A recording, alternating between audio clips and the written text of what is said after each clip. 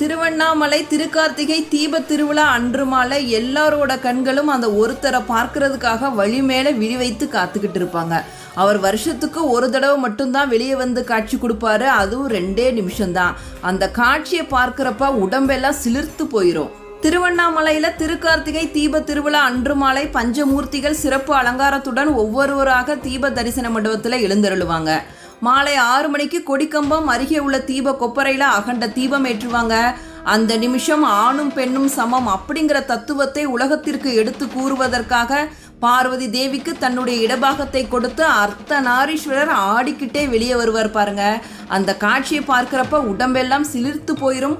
பக்தர்களோட கண்கள் எல்லாம் குளமா மாறிடும். அவர்கள் எழுப்புற அண்ணாமலையானுக்கு அரோகரா அப்படிங்கிற சத்தம் விண்ணையே பிளந்து நிற்கும். இதைத் தொடர்ந்து 2668 அடி உயரம் உள்ள திருவண்ணாமலையோட உச்சியில மகா தீபம் ஏற்றப்படும்.